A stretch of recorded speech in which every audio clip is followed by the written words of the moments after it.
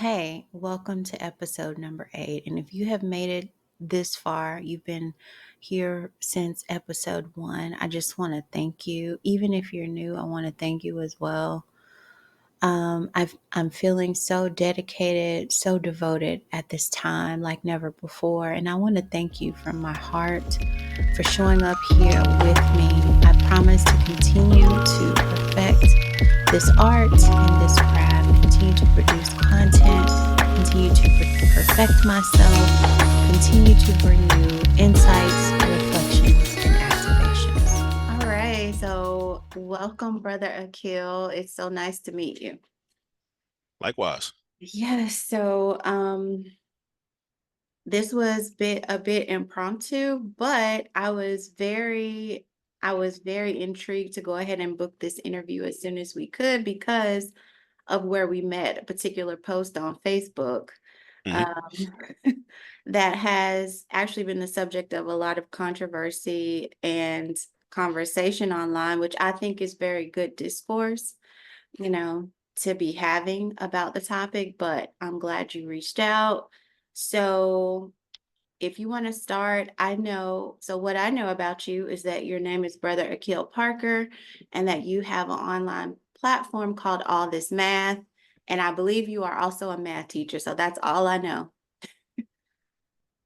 Okay. So yeah, I'm a math teacher. I've been a math teacher since the year 2005, and for the past 6 years, I've also been an adjunct math professor in the Philadelphia area. I started out teaching at LaSalle University, teaching math methods courses, and I also taught a praxis prep course at LaSalle. And then a year later, I got the opportunity to carry on the tradition of people such as, Fannie Jackson Coppin and Octavius Cato and teach at Cheney University. Of course, which used to be the Institute for Colored Youth back when they were there. But so yeah, I've been at Cheney for the past 5 years. This will be my 6th year coming up. Teaching math methods courses, and I've also taught some college algebra courses while I've been there. And yeah, like just been teaching a lot of math over the years. And I Mhm. left the school district of Philadelphia in 2018 and decided to like really grow my company out and grow out all this math, which started out as a math tutoring company. And it kind of just grew into some other things. I started the YouTube channel in 2020 during the pandemic because Mhm. I had already seen, the future ahead of us, which is, a lot of online content and sort of like distance learning that I didn't experience when I was in high school, but I had some classmates that took distance learning courses. So I Mhm. kind of saw that was going to be the wave. So I wanted to, throw my hat in the ring, so to speak, and just I decided I still, this is still my decision. I want to teach math to the entire Black community using Yeah. the resources that are available. So um I create content on YouTube and content on social media, Instagram, TikTok. Not so much TikTok yet. I've just been procrastinating with TikTok. My daughter keeps telling me I got to get on TikTok. But Yeah. yeah, so you'll get, math videos infused with Black history. You might go on my channel and look for a video on how to simplify expressions with exponents. And in the beginning of that video, or maybe during the middle of the video, I might start, talking about Ida B. Wells, or I might start talking about, Malcolm X or Assata Shakur or Kwame Ture. Mm. You never know. So, when you come to the channel, you're gonna get well, first you're gonna get, representation in a positive form. You're gonna get a Black man teaching math. So if you never saw a Black person doing math, or you think Black people don't do math because maybe you never had a Black math teacher, or maybe the people in your family are just very negative about math generally because they had a negative experience with math when they were in school growing up. Here you can see a Black man is confident and happy doing math, and hopefully that happiness and confidence will transfer on to you while you're watching the channel, and you'll get some Black history messages and ideas and information, and it don't got to be February. Exactly. So you know I'll say that was the first thing that made me so excited because I'm also a math teacher. And um, I started teaching math in 2007, and I could probably count on one hand the number of Black male math teachers that I have met. Maybe two or three hands Black women math teachers. I am from the South. I still live in the South. So I imagine that might have something to do with it, but um, I'm very happy and excited to hear that you teach math and not only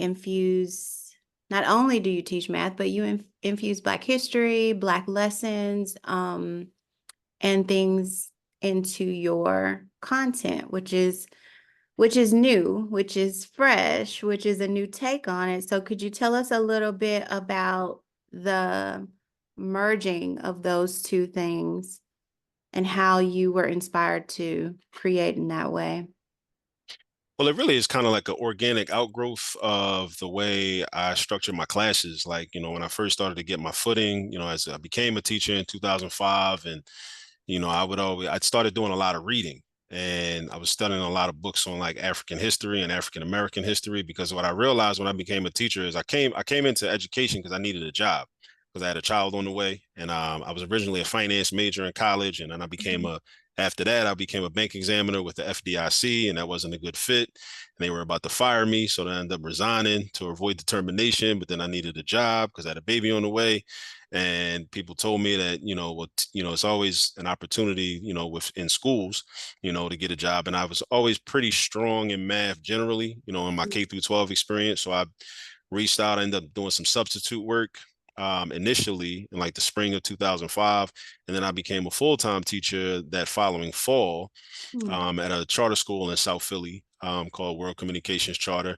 But when I became a teacher, I went in there thinking, okay, well, my job is just to teach math. That's your job. Just, make sure you understand the curriculum and the content and just teach math. But then I realized like these, I'm teaching like 10th graders and 11th graders. And, well, no, 11th graders and 12th graders. These young, especially like the young brothers are like coming to me, like asking me questions, but Mm-hmm. asking me questions that are not necessarily math related. This was in Asking, Philadelphia. yeah, in Philadelphia. Okay. And where I still live, I'm still based in Philadelphia. When I spend a lot of time in Baltimore, I'm back and forth. Yeah. But I noticed that like, they started to regard me as like a role model and like, almost like a mentor. And I was Oh. like, oh, okay. So if y'all are gonna have questions, I need to have more valid answers. So I Mm-hmm. said, well, I need to start reading books. So hopefully I can like, I'm not just talking out of my neck. Hopefully I have some like more valid answers when y'all present me with these questions. So I started doing a lot of reading early in my teaching career. And from there, I would always want to I naturally would want to try to incorporate, what I was reading or the information I was reading into my math lesson. So it kind of started with me just, okay, I'm making up a quiz. And I'm saying, okay, well, I'm making up a word problem on about something. I say, well, how can if I was just reading, Here I Stand by Paul Robeson, let me take something from that and put it into the word problem that's like math related or something. So Oh it yeah. started with like small things like that. And then it just became like more organic practice. And then it was fast forward to like 2019, I Mm-hmm. actually developed a teaching framework. I tried to formalize it. I did I didn't try, I did. I formalized it as a teaching framework and I entitled it's called Hystematics. No. I'm using Black history as an entry point for mathematics, and Mm. also vice versa. I'm using mathematics as an entry point to bring people to Black history as well. So that's it's just me being very intentional about how I'm teaching mathematics. I'm actually running a summer program. This is the first time, for the first time ever, running my own summer program in Baltimore this summer. It's the Hystematic Summer Program, and what we're going to be doing is covering different texts. It's 5 weeks. For each week, we're going to cover a different book. So week one, the narrative of Frederick Douglass. Week two, I'm not sure about the order, but another week we're going to cover the miseducation of the Negro by Carter G. Woodson. Another week we're covering Black Power, co-authored by Kwame Ture and Charles V. Hamilton. Another week we're covering the autobiography of Malcolm X. Did I mention Asada already? I think I already mentioned Asada. Um, yeah, so it's 5 books altogether. And what I'm doing is I'm basically replacing the traditional math textbook with these books. But Oh. but my curriculum consists of word problems that come from the information in these books.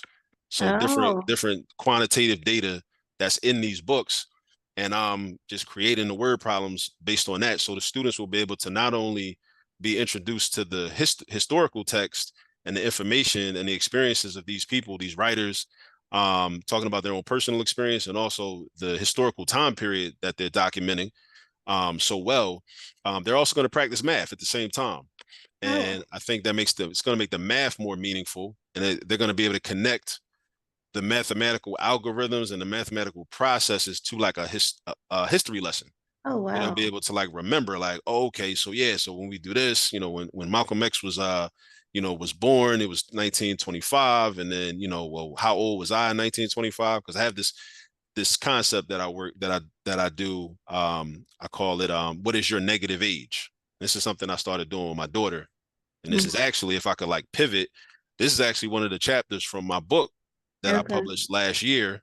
I just actually we just passed the 1 year anniversary of my book. It's called How to Use All This Math, Volume One. Okay. This is It- what it looks like. oh wow. Now I wanted to interject and tell you, feel free if you want to share screen at any time to pull up some examples. You don't have to, but if you need to at some point, that I would be may, I may, okay. I'll let you know. I mean, I may not. I may just talk freely about it. Okay. Um, but yeah, negative ages is yeah, something I started doing with my daughter Asada. She's 12 now. She's going into the seventh grade in the fall. Mm, And one day, maybe about 3 or 4 years ago, I was just telling her a story about something that happened in my childhood, and then something just dawned on me. I don't know, maybe it was the ancestors speaking to me, or whatever. yeah. Something just told me, just ask her how old she was. And I said, Asada, how old were you when that happened? And she looked at me like I was insane. Like, Daddy, Yeah. I wasn't born, Daddy. How can I have an age? And I said, so what I was trying to do is introduce her to the concept of negative numbers, Yeah. because I recognize that so many young people, when they've come into my algebra classes, they have Mm, such an issue with just doing basic arithmetic with negative numbers, negative integers, negative fractions, mm, anything negative, right? So what I wanted her to understand was that her birth year, which is 2012, is if she has her own number line for her life, her number line, her zero is 2012, because yeah. that's when she's born. So anything that happens before that, it would be a negative number, right? Mm, So if it's something that happened to me when I was 5, or something I experienced, let's say when I was 10, something I experienced when I was 10. So she knows that I was born in 1980. So then yeah. she does some math. She says, okay, well, what's 1980 plus 10? That's 1990. And then she also knows that she was born in 2012. So now that's her subtraction problem. So now in her mind, she's like, okay, well, I have to do 2012 minus 1990, and the best way she knows how. So then, she figures out, okay, 2012 minus 1990, that's going to be 22 years. But it's 22 years before I was born. So that means I was negative 22 years old when you were 10 Mm, years old having that experience. And that's what this book is about. This book is about like preparing our children for a math class. Because I oh. know historically we've been conditioned, and I think I was conditioned the same way, to kind of just completely outsource math education to the school and to the Yeah. math teachers in school.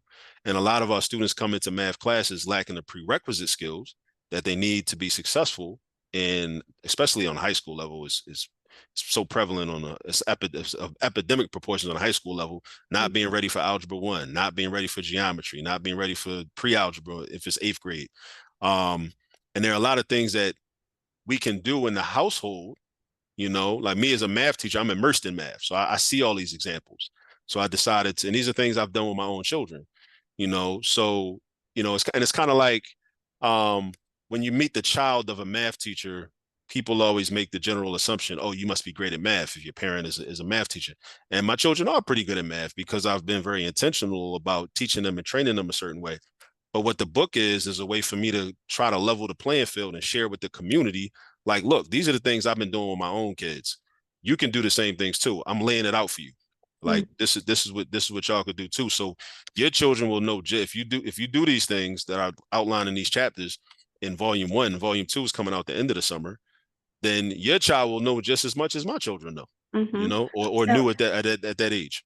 okay. So with the book, what what's the recommendation? Is it split up by like age, the age of the child, where you're giving parents instructions, hey, at this age, these are some activities for you to do, or here's, at this next stage of, growing up, this is what you can do with them. So is there a recommended age range, or is that detailed in the book?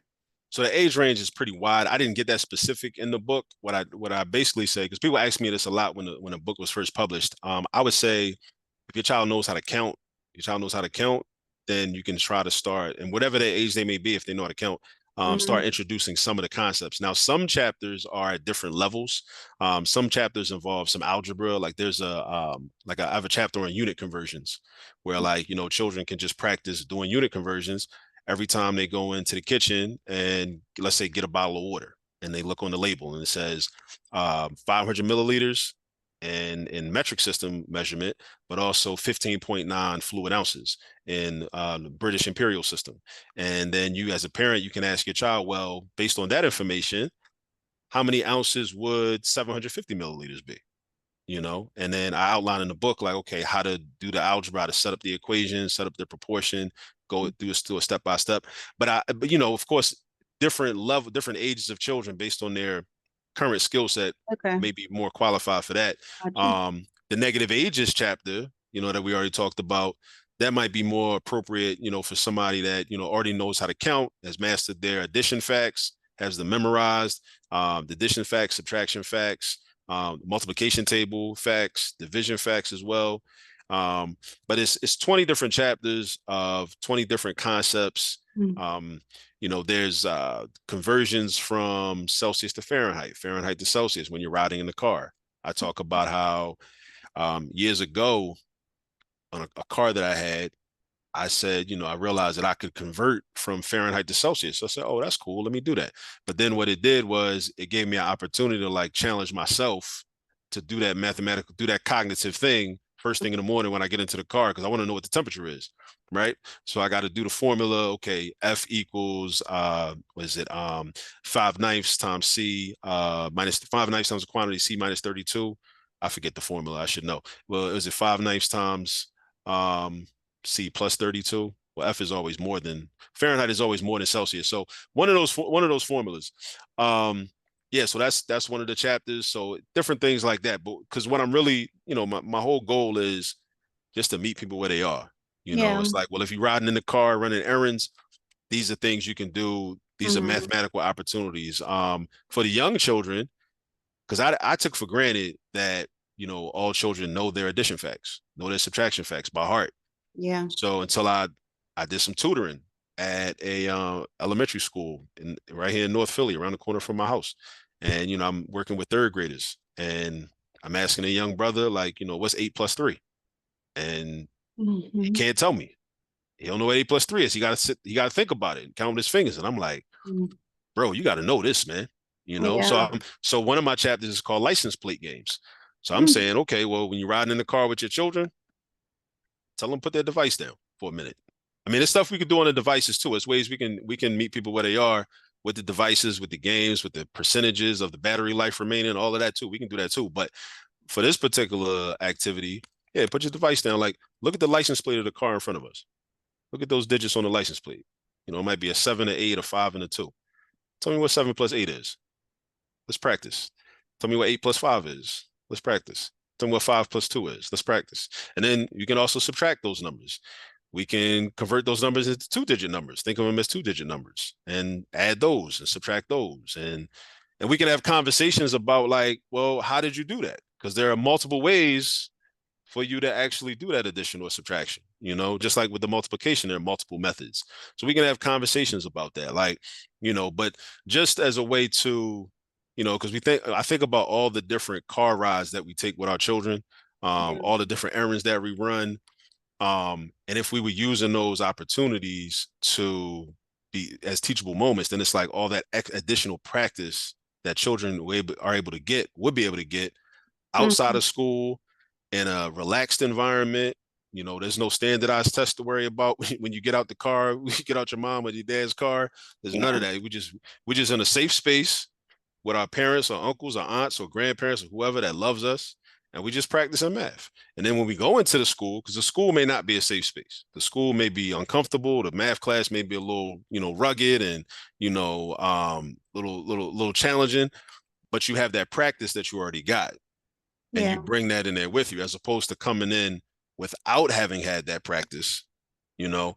It Mhm. makes the classroom experience a lot more difficult. So that's why I started the series of these books, how to use Oh, all this math, so parents in our community would be equipped and be able to begin to feel more confident and comfortable with showing their children some things, mathematically, and also hopefully they'll be able to see, oh, okay, I understand this, and maybe that'll help them as adults be able to overcome some of their own math fears and their yeah. own math anxiety from when they were children that they Oh, may yeah. still be troubled by.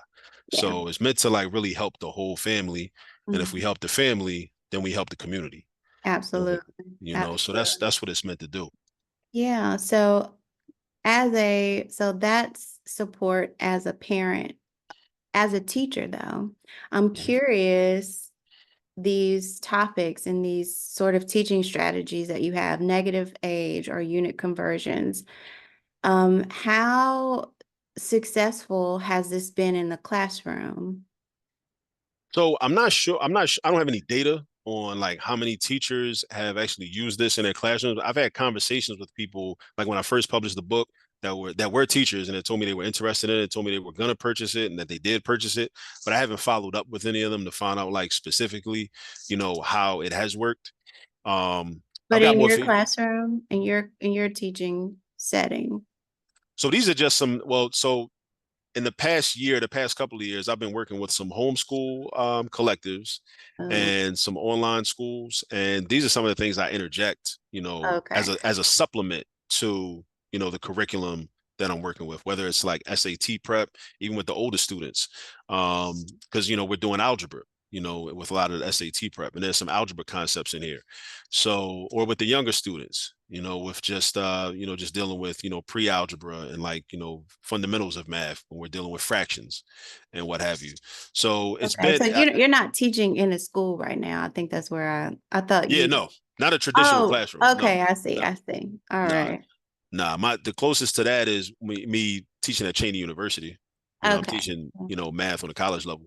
But So yeah, that they wouldn't need negative age. They'd be ready for something else. you'd be surprised. Really? So Yeah, with you'd be them, so surprised. in those cases where you have some that come in to you for their college level math class and they've missed some of these, foundational skills like, number sense and units, how has how have these concepts been worked for you in the in the classroom? So in that setting, they've worked very well because these are math methods courses. So I'm training teachers anyway. Okay. So I've been able to use a lot of these to get them to Oh, understand like, yeah. the concepts better. And I'm also telling them like, look, this is something that you can use. So like put this in your arsenal. So when you start your student teaching, whether it's the late next semester or a year from now or whatnot, and when you get into your own classroom, when you graduate and then you become a full-time teacher, start using these. So I've got a lot of positive feedback in the classroom, like from like, those types of students letting me know like, oh, this makes sense now. Okay, I Yeah. get it. Nobody ever explained it to me that way. Yeah. Now it seems practical now. Okay. Yeah, Yeah. So, as you speak about that, I think that would be a really good thing to research. Because what we've noticed that our children, our students are coming in, they're behind, they're not really achieving and learning, they're not gaining those foundational skills. They're also building sort of negative connotations about math, whether they're picking them up from home or it's just from their own experiences through of not being successful. So I believe the way that we teach math, what we're teaching, there has to be some reform in that. And I believe one of the things that could get us there is some solid research. So just putting it out there for anybody who's listening, watching, if you are doing research on this level or you're curious about it, even some of the math doctoral students who have to, write a thesis or do some sort of research, I think that this sort of thing would be very pivotal to, success to the future. I almost feel like our future is or our future when it comes to math is sort of at stake. definitely. I agree. Yeah. Yeah, there's a lot going on. Um, And it's more prevalent in inner city schools. I've taught in suburban areas, and it's the same thing, but the scale is not on a big as big of a scale as it is when I now that I teach for an inner city school. So I was when you mentioned, hey, they've got math trauma, Mhm. maybe they've got math trauma. You mentioned that. You mentioned the parents, because sometimes it's like, just off the rip, parents will show up and say, well, I can't help. It's almost like there's a script that the families repeat. They come in, they say the same things. Right. And I'm It's like, when is this going to stop? How do we change it? right. And that's one of the major initiatives through my company that I want to do more of next year is these this past school year I did some maybe a handful of new what I call them new math parent workshops. Hmm. And they were just like, just different workshops where I started out just kind of going over different content from certain curricula. Like I did one in Baltimore, Yeah. for parents in Baltimore. And I knew that the school, it was connected to an after school program that Oh, serviced students that attended a school that used the Great Minds Eureka math curriculum. So I created like a slideshow with like some different examples of just some things that people would say oh well, we didn't do math, we didn't do division like this 30 years ago. And I'm like, okay, well, let's talk about that method and let me try to break it down and explain it to her. Or maybe we never multiplied using area models. Like, what is an area model? What does that even mean? Right. So we just did, some things like that, really just meant to get the parents comfortable with some of these different methods. So they'll be able to get over their kind of mental block they have, and be able to feel, more confident that they'll be able to help their children with their homework. So one of the things I want to do this year, I also, did some in Philadelphia as well. I want to do more of these on a regular basis, like as regular as possible, just to get parents involved and parents more equipped so that, like, as you mentioned, they won't feel the need to anymore come into the back to school night or the report card conference and say, I'm not good at math, right? They'll start to say, well, I can help, like, oh, this is not because I want one of the reasons I want to do more of this is because I've had the opportunity and I've been very fortunate to teach adult learners on several occasions throughout my career, whether it was initially it was at the Military Veterans Upward Bound program at University of Pennsylvania. hmm. So I taught in that program for about 3 years. And then, I taught at what is it? A corporate college. There was a corporation that partnered with a corporation, an insurance company out here in the suburbs outside of Philadelphia. And I taught math courses to employees that were trying to get either their bachelor's or their bachelor's degree. So they set it up with this school is a for-profit school, Hmm. and they hired us as professors to come on campus on site. So the people would work their 9 to 5 shift, and then the classes would be like my class was like from I think either 5:30 to 7:30. So they would just stay there, and they had like a conference room set up, and I would just teach my math class for like like a 10-week cohort. And then I also taught at a night school program in North Philly, where with people that have previously dropped out of high school. And I've always just really enjoyed. I mean, I just enjoy teaching any age level, but I've always enjoyed teaching adults. Because the adults, it's like it's different because you can use some different metaphors, some different examples because they've lived life. So it's like if I'm teaching a certain algebra topic, I can talk about a car note, or I can talk about how this math concept is related to a relationship, with your girlfriend or your boyfriend or your husband or your wife, or you get into an argument with your husband or your wife or whatever. Like I can't really talk like that to fifth graders, right? Yeah. Because they don't have a frame of reference. They can't relate to that. But so a lot of things that I might be dealing with in my everyday life, it's easier to make those connections, and use those metaphors and analogies. So that's definitely something that I want to do a lot more of, is to really equip parents to be able to help with the homework and really to help their children. And because I want to, I'm very big on providing resources in a in correspondence with the critique, because a lot of people in our community are very critical of parents, saying parents should do this and parents should do that and parents need to do more of this and parents need to do more of that, which I agree. I think it is true. I think we could all do more. Even myself as a parent, I'm a parent of three. I could be doing more of certain things.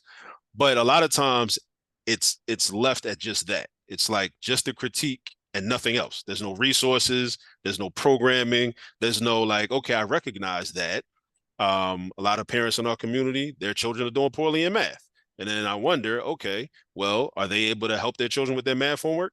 And then we find out upon further review, no, they're not. And then we say, well, why not? And sometimes there's this like fundamental belief that black parents just don't care about their children really, or black parents don't care about education, which is just untrue, right? But then we realize if we're honest about it, we say, oh, well, maybe it's because they don't know the math either. So we say, oh, well, why don't we teach them the math? And then we teach them the math and then see what happens. And then that way, child goes to school, they sit in class, teacher's teaching, child may understand, may not fully understand. But then the child knows, if the parent knows it, it's like, okay, it's a different situation when a child can say with confidence, you know what? When I get home, I can talk to my mom about this. When I get home, I can talk to my dad about this. I can talk to my grandma, my grandpa, my uncle, my auntie. I can talk to them about this because they know how to do it, right? Or even if they don't fully know how to do it, they have the confidence to, for example, go to my YouTube channel, pull up a video on the topic, and let's watch this video together. We're gonna learn it together. Like my favorite aunt is gonna help me with my algebra 2 homework. My favorite uncle, he's gonna help me with this geometry homework. We're dealing with transversals and alternate interior angle. And this brother, that be teaching math and black history at the same time, like he got videos on that. So we could pull up a video and this is what we're gonna do.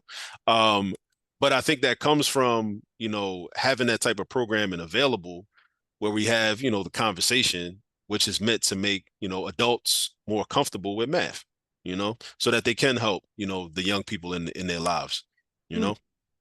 Do you think that that's the root of the problem? I think that's one of the contributing factors. Well, when you say that, are you referring to the fact that a lot of parents are unable to help the children? Right. I think that's definitely a major contributing factor. I think that the concept of in loco parentis, this is something I posted on Facebook not too long ago. The concept of in loco parentis has gone too far. And I don't blame parents for that because I think that's something that's systemic. I think that if we get into the history of compulsory education in Western society, I think a lot of it has to do with a desire by state apparatuses to control and dictate how people are groomed and what type of social engineering people are exposed to, right? Um, so it's almost ironic because on the one hand, it's like the society wants the school to be fully responsible for the raising and the socialization process of the children. But then at the same time, people will complain about a lack of parental involvement, but that's really actually what is supposed to happen in order for the society to function as it is, right? People have to be conditioned a certain way. And it's almost as if, like, without saying it explicitly, sometimes when those that are in control of schools, maybe on a very high level, and historically are like, listen, just send your children to us, mind your business. We're going to be responsible for everything from 7 a.m. to 3 p.m. or 4 p.m. And then we send them home to you. And then make sure you just send them back every day. Um, so I think that is a major problem. I think that what should happen is that parents become the primary educators and the schools can supplement what the parents want. And I mean, even that represents a paradigm shift because for a lot of us, we don't even take the time to really think that we have that level of agency to even say, well, wait a minute, what do I want my children to learn? What do I Hmm. want them to know? We just trust that we're sending, a lot of times we just trust that we're sending our children to a quality school and that the curriculum is going to be sufficient and it's going to be valid. And then when they graduate, they'll be fully productive members of society. So we're not accustomed to even thinking on that level. And I think that's something that has to happen. We have to start to think differently about parenting fundamentally. And when we start thinking differently about parenting, then education becomes a much more critical piece of our activities, which includes even just sitting down, just saying like, you know what, like I don't know, like talking to, like somebody, we got to talk to our husbands and our wives, or our girlfriends, or baby mothers and baby fathers. Like, listen, like, what do we want for our child to learn? What do we even want? And what do they need to learn? What do we think they need to know?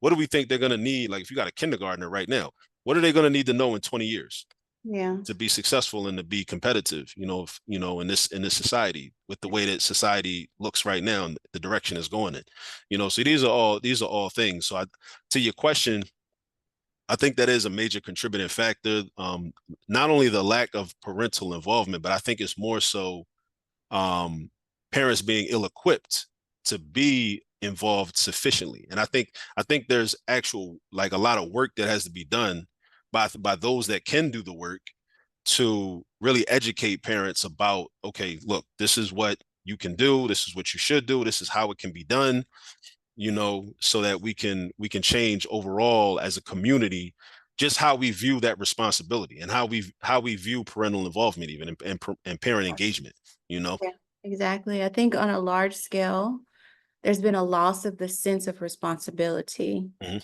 Even if a parent is not able, like they don't have the time to, um, give to their child or teach their child. I think that on a large scale, just the sense of being the responsible party, like this is my child that I birthed into the world, and I'm responsible for, what it needs to know first and foremost. And then I can bring in, things like the school system, public, private, there's tons of options, but it's that being in the seat of responsibility that has been lost. And I think for the most part, a lot are in survival mode. Mm. That's just rampant, in the community. Yeah. But if we were to, like, when I think about my childhood, um, I didn't have parents that helped me with homework. I didn't have parents that, you know, sat me down. But so I'm curious. I think that over the last, let's say, 30 years, there's been a decline.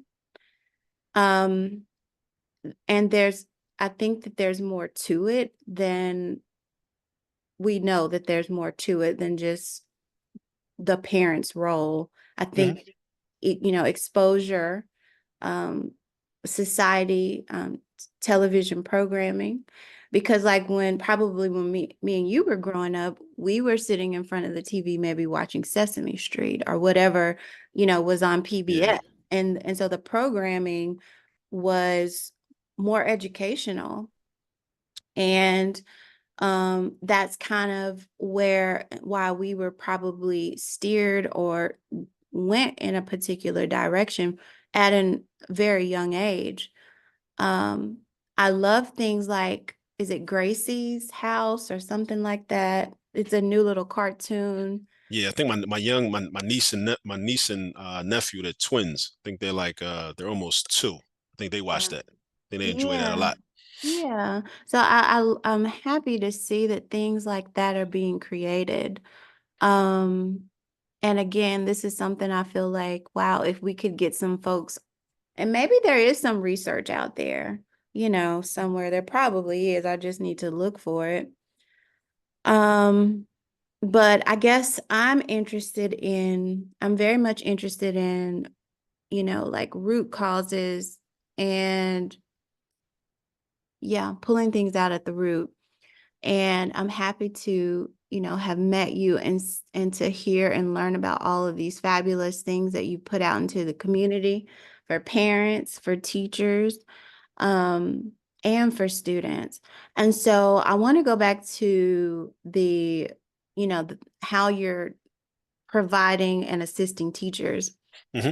Have you ever considered maybe somehow, you said your company, so maybe does your company provide like professional development, things We do, like that? We do. I have done that in the past, and that's another thing. In addition to the new math parent workshops that I would like to do more of, I would like to do more professional development. I would like to, travel around the country and meet, with different schools and groups of teachers, especially like early career teachers, to kind of help them, Mm-hmm. because I know how it is, when sometimes like sometimes you come into the classroom as a math teacher and you know how to do the math. But the problem is that often is not enough because unless you have a certain level of experience with with teaching, you won't know the parts that the students aren't going to understand. And Yeah. oftentimes you if you were a person that was always good at math, and I was good at math for the most part, but I know people that were like, always good at math, always straight A's, always fully understood everything. It can become challenging to teach because then it's like when somebody says, well, I don't understand this. And then you're Yeah. like, what do you mean you don't understand it? Like, and then somebody asks you like, well, why do you do it that way?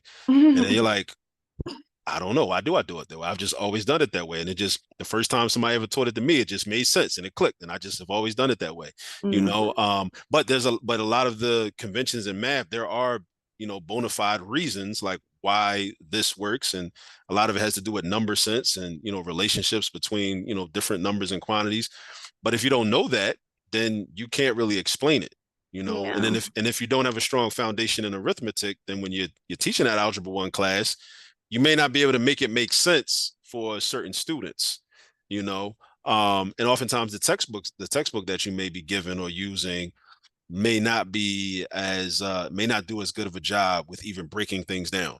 Yeah. So Eureka curriculum, which there's some value in it because it's so conceptual and mhm, it's based on problem solving. However, when you've got a class that did not master the foundational skills, don't have a strong number sense, don't know number facts, it's hard to teach them in that right, level. And another issue is literacy.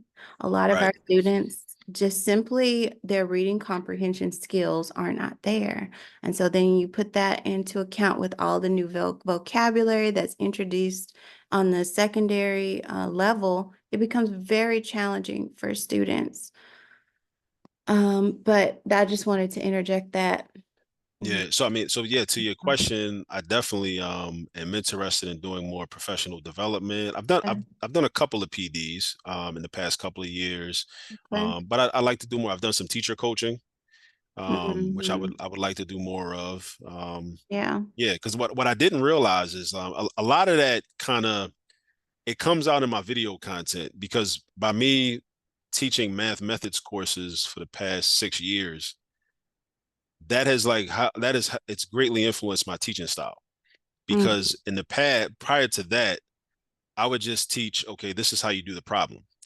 But now what I realize is without realizing it, I'm also teaching how to teach how to do the problem. Like I'm also kind of demonstrating, okay, this is how you teach this. Because like, and a lot of times I'll be in one of my YouTube videos and I'll kind of go off into an ad lib and I'll just say, if you're a parent, if you're watching this and you're working with your child and your child's in fourth grade, you may want to show them this and you may want to make sure that, they understand the relationship between this part of the problem and that part of the problem, or this number and that number, or this numerator and that denominator. You may want to, So I realized that for a teacher, um, using the YouTube channel, they could use it to assign it to to their students. Maybe if they're using a flipped classroom model, or Yeah. maybe if the child just needs remediation or enrichment, but also for their own, edification. They could look and say, Yeah. because even like I do that. Like sometimes if I Hmm. if I have a tutoring session scheduled and the student sends me their work or their homework in advance, and then I look at it and I'm like, wait a minute, I don't think I know how to do this. So Yeah. then I'll go on YouTube and I'll look and I'll like say, or maybe it's something I'm like, and then I'm like, oh, I remember this. Right. I Yeah. haven't taught this in like 15 years though. I haven't seen this in Yeah. a while. I didn't even Yeah. know this was still a thing. But Yeah. yeah, I remember this. I used to like this, right? So, but I'll even look it up. Um, so yeah, it's a resource, for teachers as well, so that they can Yeah. they can benefit from it also. Absolutely. That's great. So, there's a flipped classroom, and then there's also the modern classroom, which is a little different from flipped classroom, but teachers in the modern classroom, have you heard of that one? No, I haven't. Tell me more about that. Well, the modern classroom model is where teachers video record their lesson Okay. themselves, each lesson, and it's available for the student. So basically, they get to move at their own pace, but they do it during class time. So the teacher has pre-recorded a video of the lesson for whenever. And so the student goes to the video during class time, then they have specific activities that they have to do, that they could do, and they do these, and then they can take the quiz, or so, the assessment, which would determine whether or not they mastered it. Then they can go on to the next lesson all on their own, but every video that they watch is their teacher. That's what they teach you in modern classroom. And I've tried both models. I've done flipped classroom before years ago. But I did try modern classroom this past school year. And there it had some challenges um that I'm not going to go into. But one of the things that came across my mind, I'm like, wow, every teacher out there is creating their content. And Right. and at a point, I'm like, I see it because it's your classroom, but at the same time, I'm like, is this all really necessary? Like, does every teacher need to create, And then plus, even with the curriculum that I taught last year, there's video instruction with each of those already. So I I didn't stop for those reasons. I stopped because of the challenges that my students were having, Yeah. like just not being engaged in it anyways. And I have had the most So success when I'm teaching. Oh, go ahead. so can I ask a question? So Yeah. about the modern classroom. So Mhm. the students have Chromebooks or they had iPads or tablets So they in have class. okay, so actually I teach virtual. I teach for a virtual Okay. Okay. school. So all of my students meet with me on Zoom anyways. Okay. But however, the model is, yes, these are for actual in-person teachers who video record their lessons. And while they come to sit in class, they have Chromebooks or whatever, and they're able to listen to the teacher's recorded lesson and do the practice, take the assessment. If they master, they can move on. So the entire class is sort of self-paced, Okay. and it's all happening in person. So then my question is, so they're sitting in the classroom with their Chromebooks, watching the videos of the lesson and taking and doing the assessments. What is the responsibility of the teacher in that moment or in that time period? Well, I mean, she's there, she's managing the classroom, and I mean, they're still there in person. I'm sure she still has to greet them, Right, give right. an SEL. So all nothing, none of those things have changed. So It's it's just kind of it's that. kind of like it's kind of like they're doing independent practice or they're doing classwork. But So basically, instead of her getting up to teach and instruct the lesson, she says, "Okay, now it's time for you to begin your lesson. Open up your Chromebook, and for the next 30, 45 minutes, you are to work on your lessons." And you do. okay, So yeah, it's independently because okay. they're all, yeah.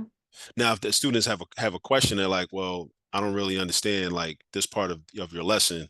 They raise their hand, and the teacher comes over, Well, and so the thing is, you create guided notes for the students during the video. okay, So it's like fill in the blank type thing. They practice. Now the questions, I'm sure they can ask questions when they want to. yeah. Yeah.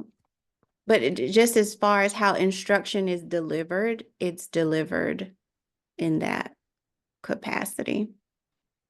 I'm interested in learning more about that Well, modern it's classroom. modernclassroom.com. Attention.com. Gotcha. And yeah, and actually for any teacher who wants to, who's watching this and interested, they actually pay you $500 stipend to go through the program. And it may not be too late for their second session. I did it last summer. I believe they have 2 sessions each summer. They pay you $500 stipend, and you get credits for it. So if you need like continuing education credits or professional development credits, it can count in that capacity as well. Oh, okay. Yeah. Mm-hmm. Yeah, this is interesting. Yeah, I'm Yeah. glad to know about this. Yes. But I like that you mentioned your videos have multiple purpose, so I can send them to like maybe a student of mine that is struggling with solving equations with variables on both sides. Like after Yeah. I've taught it and they still need, like that extra support, then or maybe I could check out your video because I'm going to say, hey, how does Brother Parker teach? What's his strategy? Because maybe he uses a different phrase or he Hmm. has another method that I'm not using that would help students. So I appreciate that as well. Yeah, because I have a solving linear equations playlist with Okay. just basically any type of, whether it's, variables on both sides, whether it's parentheses on one side, parentheses on both sides, whether it's fractional coefficients, whether it's decimal coefficients. I tried to just make sure I have examples of any and every type of equation that you'll see. And Okay. and even with the when the variables are on both sides, like sometimes I'll and I try to be very adamant about the fact that, because I think this jams students up sometimes too, because they get so caught up in like, okay, what is the one right way to do it? And I'm like, listen, there are like 6 different ways you can do this problem, Yes. and they're all Yes. right. Yes. So I Yes. want you to first understand that. And then I'll say, so I could do this before I even write anything on the board in the video. Sometimes I'm like, I could do this with this. I could move this over here. I could just transpose these, or I could just subtract 2 on both sides. I could subtract 4 on both sides. I could subtract 5x on both sides. I could add 2x on both sides. I could do any of those things. Mm-hmm. And I try to, I try to, and this as a method of trying to get whoever the viewer is in the audience to get more comfortable with math. I just tell them, I say, look, like, math is one of the reasons I like math is because I like having options. I like having options. And like with a lot of math problems, you have options and you have the power to decide which way you want to do this problem. Now, if your Yeah. teacher specifically asks you to do it a certain way, then just do it that way, because they want you to practice that particular method. But that Yeah. doesn't mean that that's the only method. Right. But if you're left to your own devices, then you can try anything. Like I'm big on, like, if I have to solve a system of equations, like sometimes I vacillate. Sometimes I'm in the mood to do substitution method. Sometimes I'm in the mood for elimination. It just depends on how I feel that day. Oh, You know, really? No, yeah. I'm looking for the easiest, the quickest. That's Well, my, yeah, I mean, yeah, it depends on how it's set up. Like yeah. I always do the easiest question. One thing I don't like the graphing method. I don't like graphing them unless I have to. Really? When Um, you can just use the graphing calculator or well, the decimal? calculator, yeah, that's different. But I'm like old school. I'm used to, like, with the Oh, graphing, I'm okay. used to breaking out the graph paper and like setting up Oh, the yeah. Cartesian plane and all that. Um, Only because I don't know. Um, if it doesn't intersect at coordinates that are whole numbers, then I'm looking at it like, well, what's the answer? Like, is it Right. Usually, 3.2? Is it yeah. 3.1? Is it like, which is it? Right. Usually, for the most part, they're giving um, whole numbers as solutions for graphing. Only a few examples have I noticed.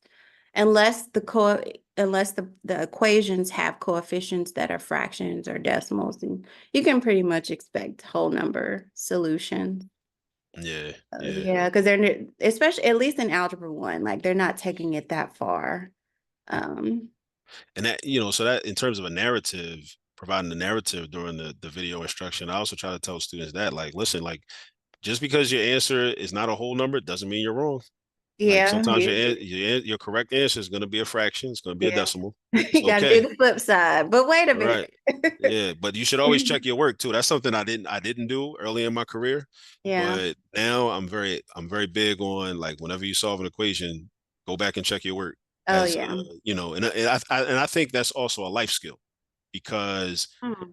I think that it trains people to, look for self validation, because I think Mhm. that it's just a theory, but I think that young people, when you get accustomed to sitting in a classroom and you do a problem, you try to, put forth your best effort, you complete a problem, and then you're sitting there and you're like sitting there nervous because you don't know if it's right or wrong, and you raise your hand and you say, Miss So and So, Mrs. So and So, can you come look at my work, come Mhm. validate me, come tell me if I'm right or wrong.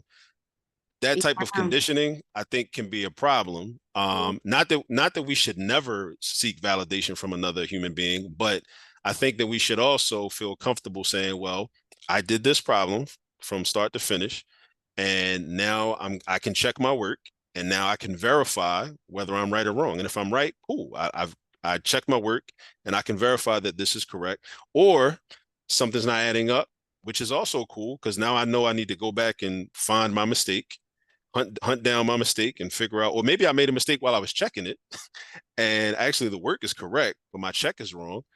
But just like getting students in the habit of not becoming over reliant on the adult in the room to come and tell Yeah. them, like, okay, yes, you're correct, because then what it translates to is like, I need this person to tell me that I'm smart.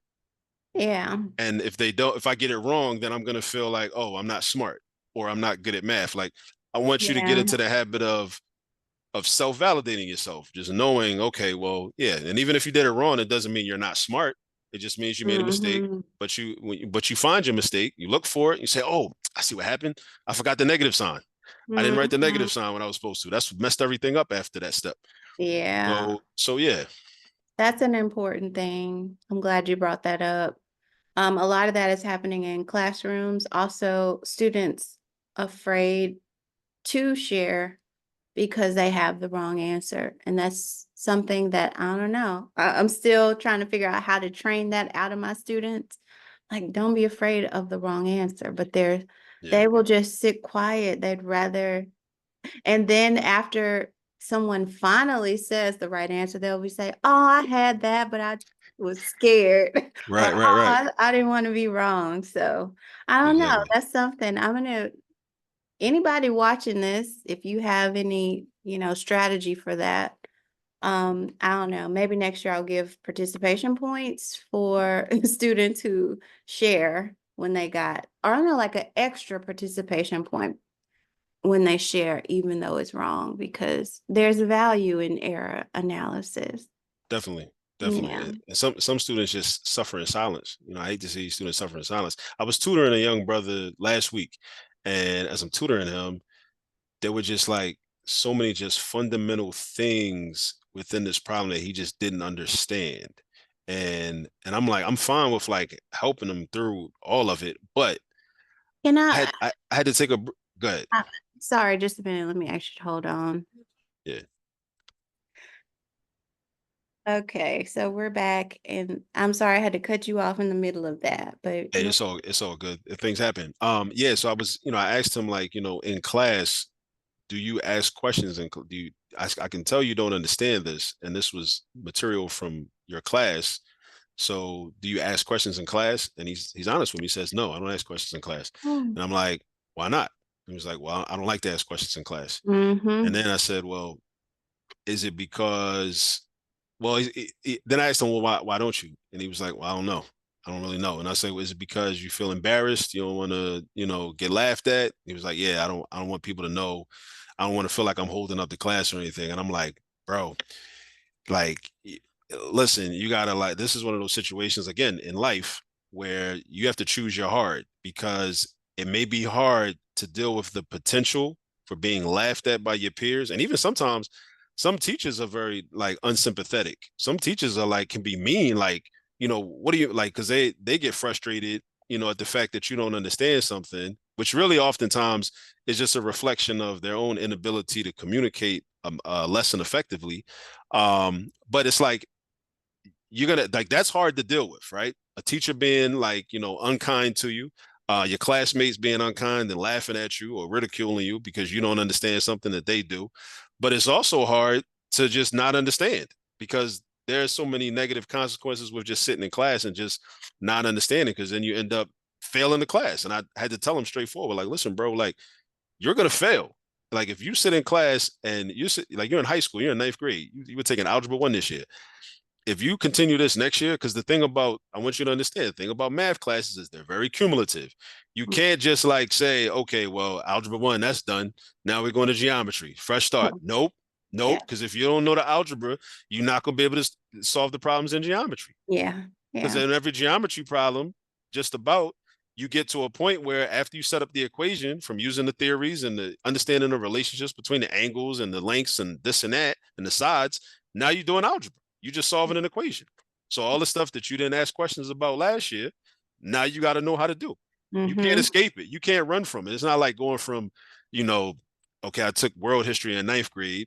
Okay, I'm glad that's over. Now I'm taking U.S. history in 10th grade. And Right. then, oh, that's over. Now I'm taking African, even though those things should all be interrelated, but academically, the way that the schooling is structured, it's not set up as if it's cumulative in those types of courses.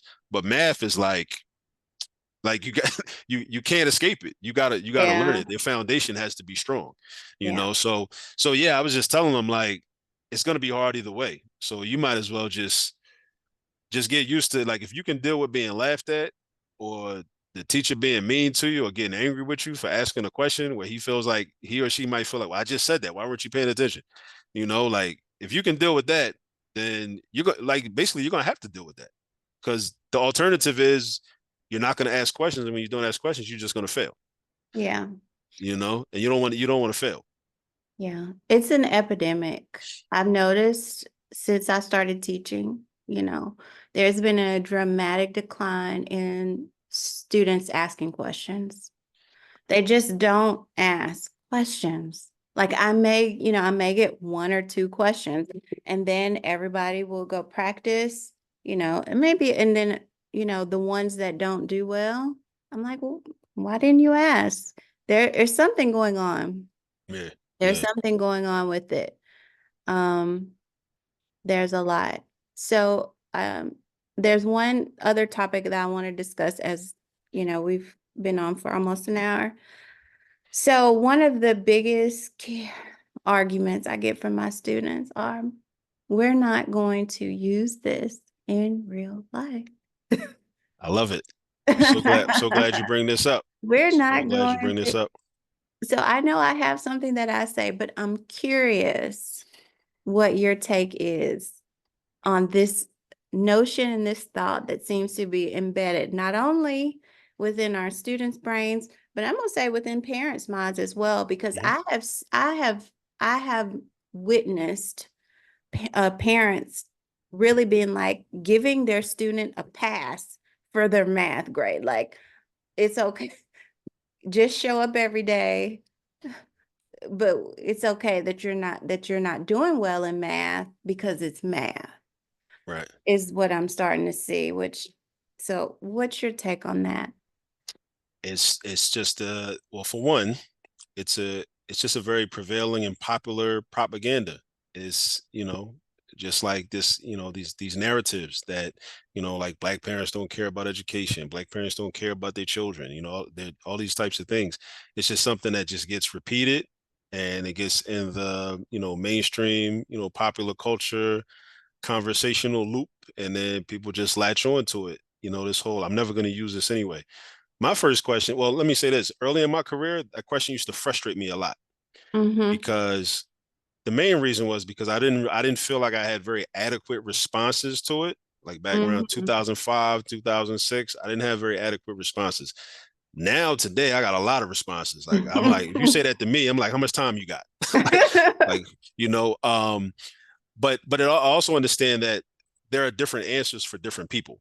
Yeah. Um, the thing of it is also is like, how do you know what you're not going to need? Ooh, I You like. know, like how do you? That's number Yeah. one. Like, how do you Yeah. know what you're not going to need?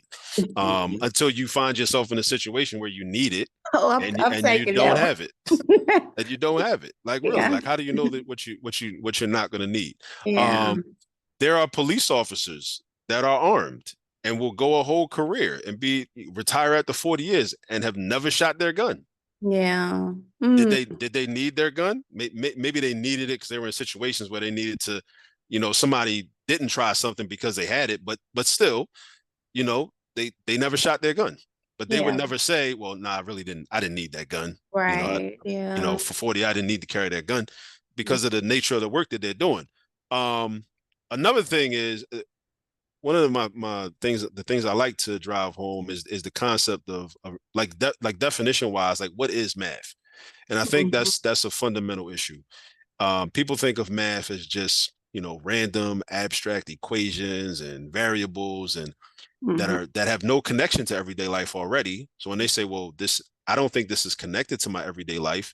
So when am I going to need this in my everyday life? I think part of that comes from the fact that a lot of times students don't do enough word problems in Mhm. class. As if they're not because all these there are a lot of everyday scenarios that are embedded within word problems.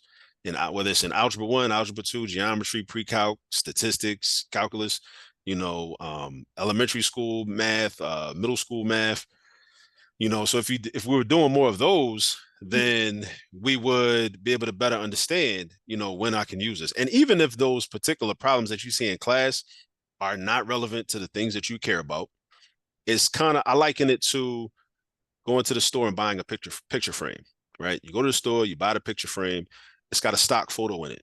When you get home, what do you do with the stock photo? You take it out, you put it in the trash or you recycle it, right? Mhm. And then what do? You put your picture in there, right?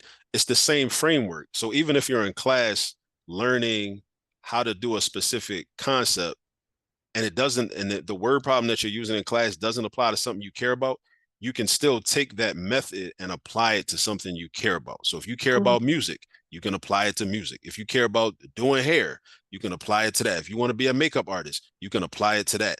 And the thing about math is like math is really a system of problem solving. Mhm. This is like, and this is how it's very much related to athletics. One of the ways it's related, one of the many ways it's related to athletics. When you're training as a basketball player, football player, baseball, soccer player, whatever, you do so many exercises that you don't physically and actively do in the same way on the field, but you're training your body. You're Yes. developing your stamina. You're developing your strength. So Mhm. when you are in the game, you're able to perform. Math is the same way. Like somebody will say, I'm never going to use the Pythagorean theorem in life. I'm never going to use a quadratic formula in life. Yes and no, because when you go grocery shopping, you are dealing with, whether you realize it or not, you're dealing with a complex equation. Because when you go grocery shopping, you have a limited amount of financial resources. You may have to feed a certain amount of people for a certain amount of time, and you have to get enough groceries to fulfill that. And you might be in the midst of running errands and you might only have enough time. You might only be able to be in a grocery store for an hour or maybe 45 minutes before you travel to go pick somebody up from basketball practice or pick this one up from dance practice. You got to manage all of this. This is a complex equation. If you are used to thinking about things and seeing the world through a certain methodical lens, then that should be an experience that you can handle. And you are practicing doing that when you're in math class using the quadratic formula, using the Pythagorean theorem, using all of these formulas. You're practicing solving problems in a systematic way, and you're practicing thinking about problem solving. And Mhm. problem solving in general is just something that we're all going to need because as human beings, life is not, we're not going to live in a utopia. We're going to have problems. And what children may not understand, and a lot of adults don't understand, is that the same way you approach a math problem in terms of solving it, that skill is transferable and applied to any problem. You can have a problem with your boyfriend or your girlfriend, your husband, your wife, your supervisor at your job, your coworker, like somebody in traffic that just cut you off. Like you can still apply those same approaches and skill sets anytime you have a problem. So one of the things that math does is like it trains our brains for problem solving. And a lot of people, and this is evident, we see this all around us, they're not trained in problem solving. Yeah. And because they're not trained in problem solving, their problems persist they never go away. That's one of the reasons they never go away. And Mm. then as adults, what do? If our problem persists, it never goes away. We are left to escapism, and that can become very dangerous because with escapism, a lot of us say, well, I may need, some narcotics to help me escape from the recognition of this problem.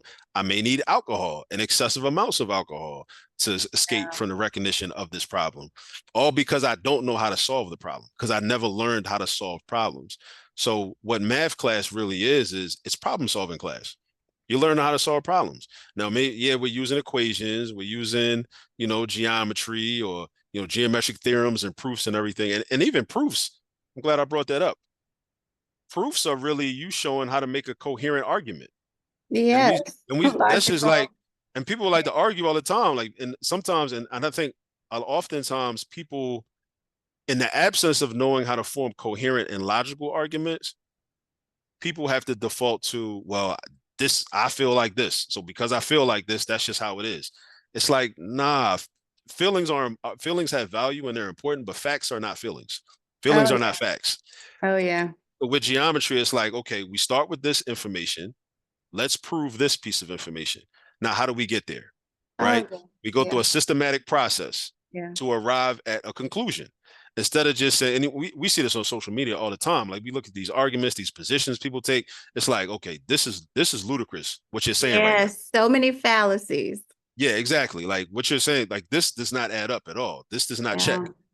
These are the things that we're practicing, or at least we should be practicing in math classes. Now, Yeah. I would say that early in my career, I didn't have this type of clarity that I have right now. Yeah. I wasn't having these conversations with students because I wasn't thinking like I didn't really understand math as well and as in a great depth as I do now. So Mm-hmm. now I tell this I try to say this all the time, but a lot of teachers are much like how I was.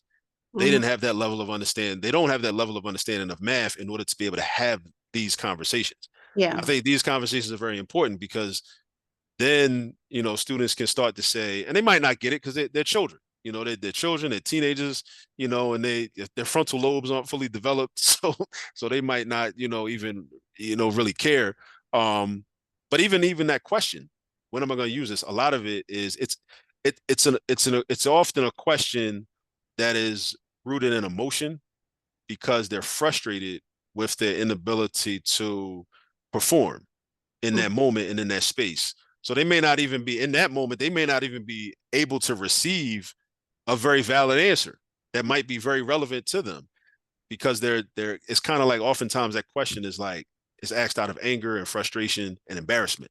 It's like, well, I got to learn this anyway. It's like you kind of like devalue, like you want to devalue math because you're not good at it. It's almost like when, some, men that have problems with rejection, you try to talk to a girl. When we were young, we try to talk to a girl. We try to talk to a woman now if you're a grown man, and she rejects you. And then you say, well, I ain't like you anyway. It's like, no, you did like her. That's why you tried to talk to her. So now you're trying to invalidate her worth because she rejected you. So a lot of us, we do the same thing with math. We say, well, because I don't understand it, it must be stupid and it must be irrelevant. It's like, no, like it's still relevant. You just need to learn how to use it, you Mm. know? So those are some of my answers. Oh yeah. Um, yeah, but definitely the problem solving piece is very big for me. Yeah. It's because it's deeper than math. It's deeper than not deeper than math. It's deeper than the questions that you see. Like Oh yeah. embedded within it, it's all about like training your brain. Like okay, look, how in terms of how to think. Like how Exactly. should I think? Right? Yes. Like how do we think? A lot of people don't know how to think. Yes. They're just used to being Exactly. told to this, and this is why they'll also say your students, my students, I could just ask Siri. I could just go on my smartphone. Exactly, because you just want somebody to tell you what the answer is. Mm-hmm. You don't want to learn how to think, and I think that's also a significant problem because we're so accustomed to like it ties into something we talked about earlier about like parental responsibility. Yeah. Um, Another part of the paradigm shift that has to happen is I think we have to start to covet responsibilities. Yeah. We've been conditioned for many years, all of us, I Mm. think, to feel like we're winning when we don't have to take care of our responsibilities. Like when somebody comes in our community and says, "Look, you don't have to start the school, for the children. You don't have to start a school. We're going to start the school. Just send your children to our school. We're going to start the school. It's like, hold up. Like, no, that really should be our responsibility. Like, we have to start to covet responsibilities the same way we covet money, the same way we covet our cars, our clothes, our homes, you know, like people come and just take our responsibilities and we don't even put up a fight because we've been conditioned to think, oh, I'm getting over, I'm winning. It's Like, look at better them. that way. Yeah, Yeah. exactly. It's like, but think about how much like I think about when I read Tom Sawyer in the sixth grade and the whole example with the whitewashing the fence when he tricked the other neighborhood boys to wash the fence for him or to paint the fence for him. And it's like, okay, I get it. You kind of trick them into doing your work for you, but like, what if you need to know how to paint? That was Mm. an opportunity for you to learn something. And now you missed out. And a lot of times we miss opportunities to learn things and develop a skill set because we're always thinking, well, I can get over if I can get this person to do it for me, if I can, or maybe I can just pay this other person, or maybe I can Mhm. just outsource this to somebody else. It's like, wait, but then when do you learn how to do it? Like we have to learn how to do these things, and especially like all things being equal, maybe it would be okay to outsource the way we typically do, but things are definitely not equal. So we gotta do things very differently, you know. So yeah, the whole like I can just ask my iPhone. Yeah, I know you can, but you need to know how to do that. Like just like when people use the apps and the students use like photo math and math ways and everything, and you can take the Oh God. picture and Yeah. then it'll tell you step by step how to do it, and then just like I told my students that I tutor, I told my students that I teach, I told my own children, I say, listen, you have to get into the habit of explaining why your answer is right. It's not enough to get a right answer. Right answers are do not matter anymore. You have to be able to explain it intelligently in your own language why this is right. Because what's happening now with the advent of artificial intelligence, Chat GPT, Open AI, cheating is going to be just times 1,000, right? It's going to Yeah. increase exponentially. So you're going to have to prove that you didn't just get this off the internet. Oh yeah. You're gonna have to be able to explain this to me. Like, tell me why that answer is right. And if you get it wrong, same thing. Tell me why it's wrong. Don't Hmm. just tell me it's wrong. Like, no, it's wrong. But tell me why it's wrong. Yeah. And I've noticed students, they're not even asking the AI the question correctly. So what they end up pasting in as their answer is still not right because they didn't ask the question correctly. So it's it's something else. But your response is pretty, you know, I end up telling them that math teaches you how to think, Mm-hmm. teaches your brain how to think. I'm sorry, when you mentioned the whole what's going on social media, there is sometimes what I notice a lack of logical reasoning. Like I feel like it's becoming more rampant that people can't reason logically and or like you mentioned they don't know how to think, which I notice in the classroom, and it's because that math does build these certain faculties within our mind. Mm-hmm. And like you said, it's a framework that we can then take. It's like our brain now has this framework that it can apply to these different situations when they come up. And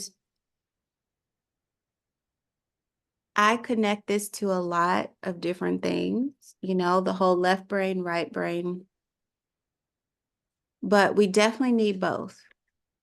We need both. There's there's aspects about our mind and our brain, the way that it works. We have to continue to build our capacities across the board, or we're going to continue to see these sorts of downfalls and pitfalls and things that are happening within society. Um, so when you mentioned about thinking, I found that really hard to comprehend, or like, how does one not know how to think? But some people, they actually don't think. And I'm like, I remember one day in class, I tried my best to explain how to think. And I believe I said, you know, sit quietly. I think I may have told them to close their eyes And I may have told them to ask yourself or think the question in your mind and then just wait. What ideas pop in, what pops up was the way that I described or gave an answer for, how do you think? How would you, if someone, like if you really felt you had a student, whether it be a student, a parent, or a fellow teacher, showed up and you could tell that they didn't have the capacity to come up with an idea or come up with a strategy or a suggestion or or participate in like a brainstorm, what directions would you give them to get started? Hmm. So if there was a prompt or a question, I probably ask them to read it out loud. I Mhm, mean, you say it out loud. Um, let's make sure we understand we can define all the vocabulary in the question. mhm, Um, how do you insert yourself into that question? Because if it's a question that's like unrelated, it's about some other people. Like, have you had any lived experiences that are relevant to what's going on within this question? mhm, Um, that's where I would start, and then I guess depending on what the question was specifically, then I guess I would start scaffolding, ask some like leading questions, mhm. to kind of try to push them in a certain direction of like where to go. Yeah. Yeah, but that's if I knew that they lacked understanding. Mm. Um, but that brain rot is real, Ooh, it's and called brain rot. yeah, like there's been some articles about that, about how it's not a new phenomenon, Mm, because even like years ago, with like in our when we were growing up, our era, watching excessive television could contribute to I think brain rot. But I think mhm, it's increased the for these current generations of young people. It's intensified because they get so much, like there's so much access to media, so much, like, and even like with streaming services. And I think about even myself, like I have a I think I'm fortunate that I have a filter, and I still notice that like something is different. Like, watching the Cosby Show on Thursday nights, at 8 o'clock, growing up. And but then okay, it's 30 minutes. Then it's 20 minutes because there's some commercials. mhm. So but then it's over. And then I don't get to watch it until next week. I gotta wait 7 days. Oh, yeah. I don't have a choice. Now there's a show, there's a series. Mm, I can literally binge watch the whole series yeah. in a 12-hour period. Like that's unhealthy. Because like if we think about like binge eating is unhealthy. Mm, Binge watching of consuming, we're still consuming right. like media, like it's too much. Even if it's a good show, quality show, it's still too much, I think. Like, um and with the phones, like, yeah, a lot of children, I'm concerned about what the outcomes are going to be. Yeah. And yeah, I'm thinking about ways to limit screen time for my own children, Oh, yeah. you Oh know yeah, it's challenging. My children are a little older and I had a hard time with them then, but oh my God, every day it's becoming harder and harder. yeah, It's something that we definitely have to stay in the driver's seat about. We were talking about responsibility, taking that ownership of it, yeah, that yeah. sense of responsibility about, where our children are going. So as we wrap up, Brother Parker, um, anything else you want to say? And then also give us all the directions on finding your YouTube channel, your website, anything else that you have online. Well, I want to say to any, like, educators out there, just, develop a firm understanding of math, especially if you're an elementary level educator, because I know a lot of educators that end up teaching elementary level. They care about children, they want to make a difference, they like the idea of teaching. Some of them had negative experiences with math as students themselves in their K through 12 experience. So they may say things like, well, I'm only going to teach kindergarten or first grade because that way the math is not going to be that, involved. But I still encourage you to learn higher level math and develop a competency at it and a confidence with it, because it's going to influence how you teach arithmetic, having that higher level understanding, because then the way you teach the fundamentals is going to be affected by it, because it's kind of like as parents, when in any of my three children, when they were, they first become mobile, they start crawling, and then I want to help them to crawl, Mhm. not with the expectation that they're just going to crawl. I'm thinking long term, eventually they're going to stand up. So, I'm thinking about that as I'm helping them crawl. And then after they stand up, they're going to walk. They're going to put one foot forward and another foot. And they're going to walk. And they're going to walk holding on to tables and holding on to the wall. Then they're going to walk without holding on to anything. And then I'm thinking, well, eventually they're going to run, and they're going to be jumping. They're going to be climbing on stuff. They're going to be climbing up ladders at the playground, and, climbing up the banister or whatever at grandma's house or whatever. Right. So I'm thinking long term, right? And I think that's what we all do. So with teaching math, we want to be able to think more long term, right? Because one day you want to think, okay, this child is in my kindergarten class, 5 years old, maybe going on 6. One day they're going to be taking calculus. So it would be nice if we knew calculus. Maybe you didn't master calculus, but at least you have some fundamental understanding of it, some general understanding of it, right?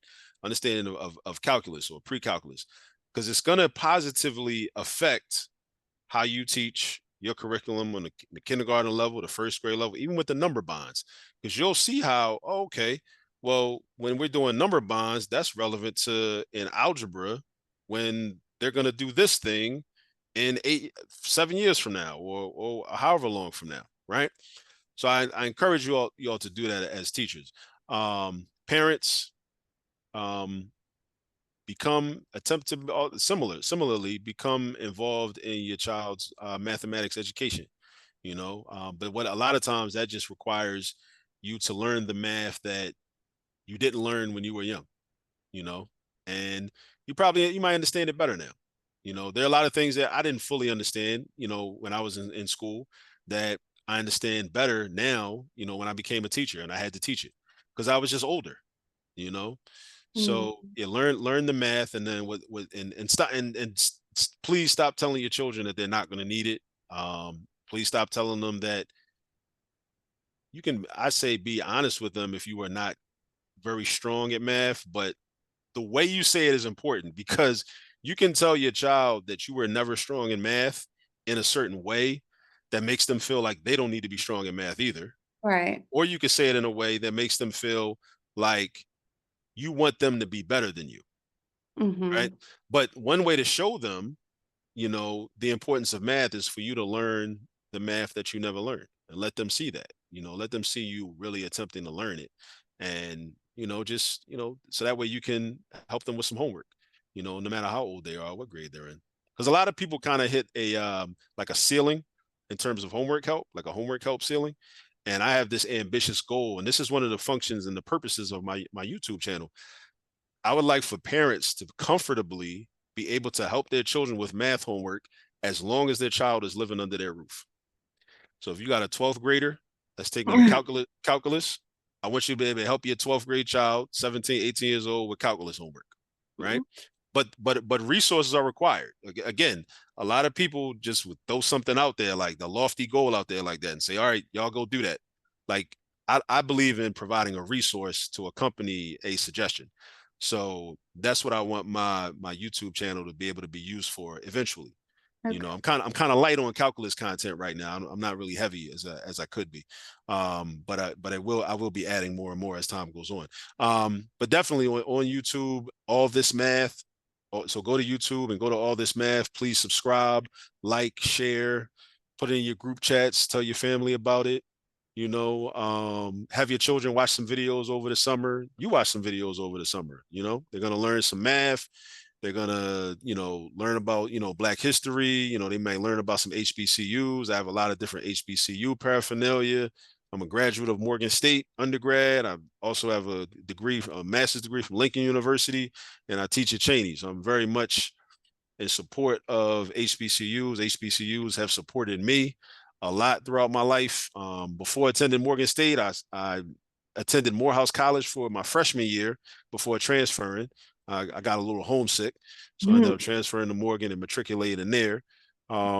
But yeah, definitely, check me out, check us out on YouTube. You'll see me in videos with my daughter Asada, who's 12, and my son Kwame, who's 5. And I'm also modeling for parents like this is how you can teach your own child. Because before I'm a math teacher and before I'm a math professor, I'm a father with responsibilities of teaching my children certain things. So a Mhm. lot of the things that I teach my daughter and my son, my oldest son hasn't been on any videos yet. He's a little camera shy, but yeah, before I can, I teach them things because it's my responsibility. So sometimes you'll be able to participate in that process as well. Um, yeah, we're also on social media, Instagram, TikTok, Twitter, all this math, Facebook, all this math. And yeah, just be part of the movement. And Yeah. we're trying to teach math to the entire Black community and really overall trying to change the relationship that we have with math. Yeah. That's Yeah. why I want to thank you for inviting me on here because one of the steps I'm trying to take to change the relationship we have is to have us start having more positive conversations around math because Mhm. we always have these doom and gloom, like negative conversations Yeah. around math, right? So I want for us to start having like, more positive conversations, just positive conversations. Black folks Mhm. just having positive conversations around math, Mhm. talking about Black people that were good at math, talking about, Black math scholars, from back Yeah. in the day. Mhm. Um, all of that. I just want us to change our relationship, just look at it differently. It's necessary. It's necessary.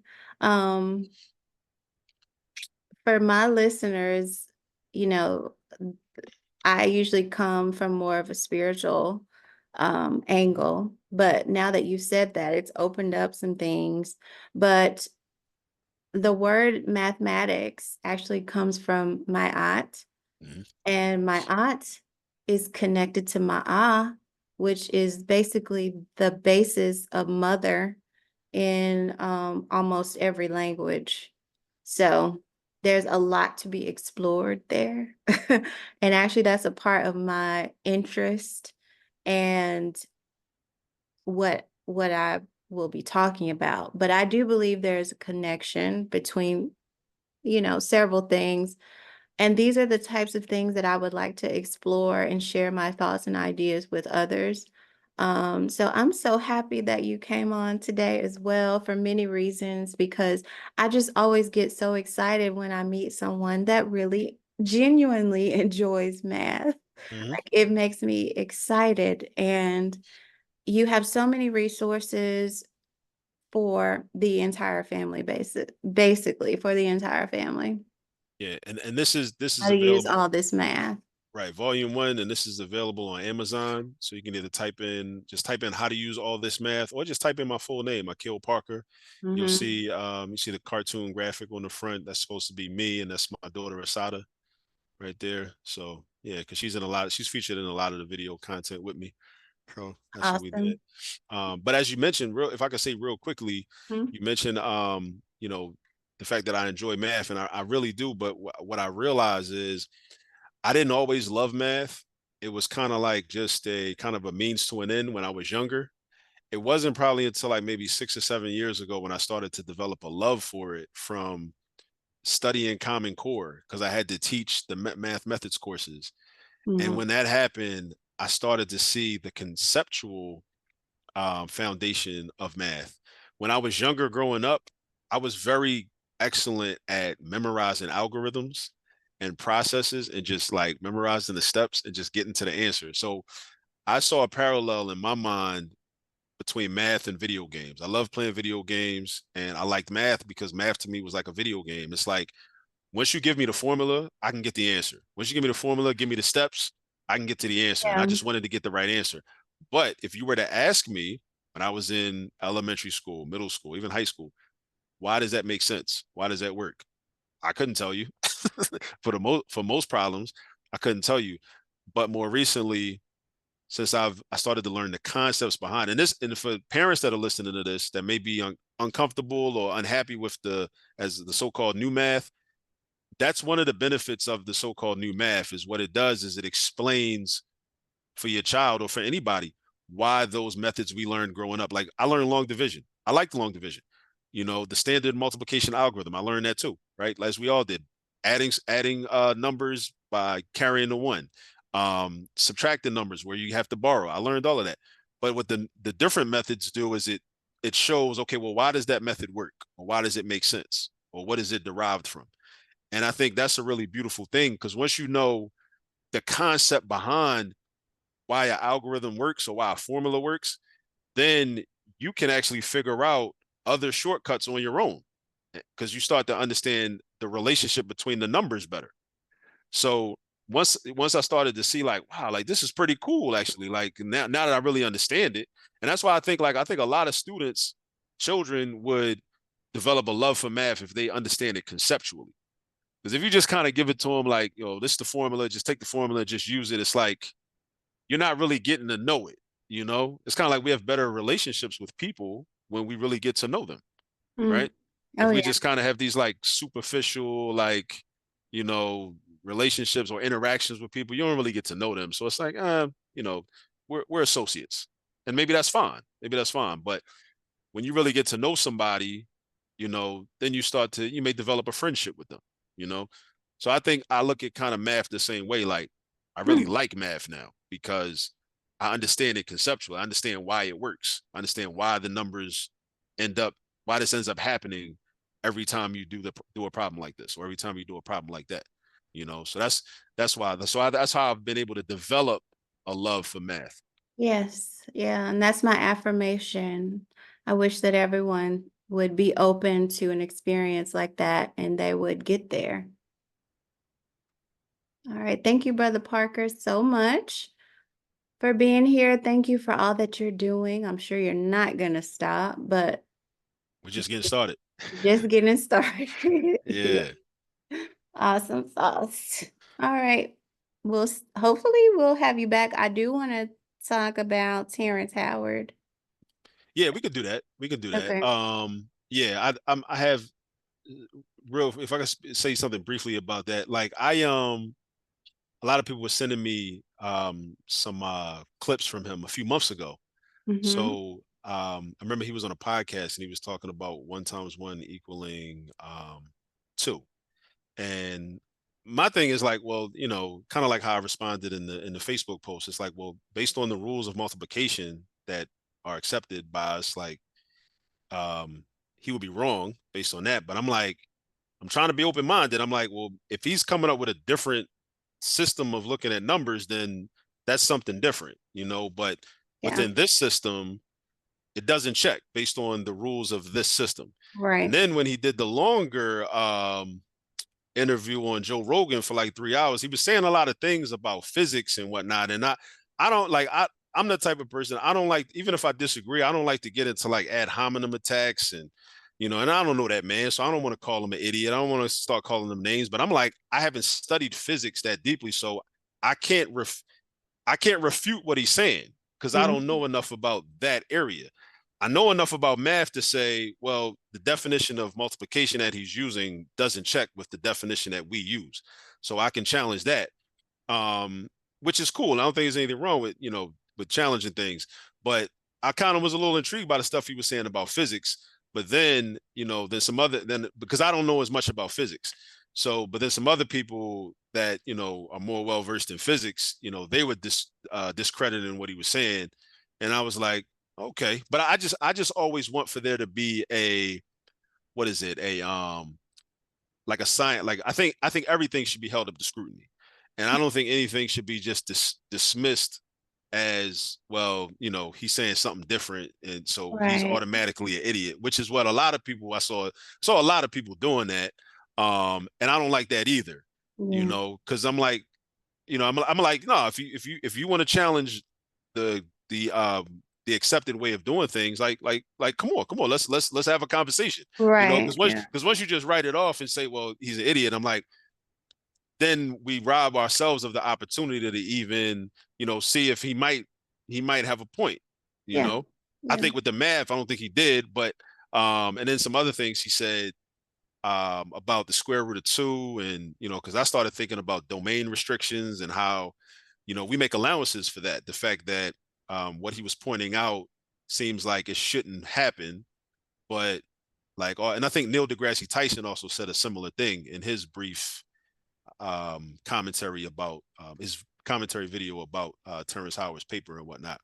But um, but yeah, I mean that's the extent of what I've thought about it. You know. Yeah. I think that there's value in our discourse. Hmm. Wherever discourse is happening about these topics, there's value in it, in Yeah. considering. And I think I agree with you when people just have a hard stop about it.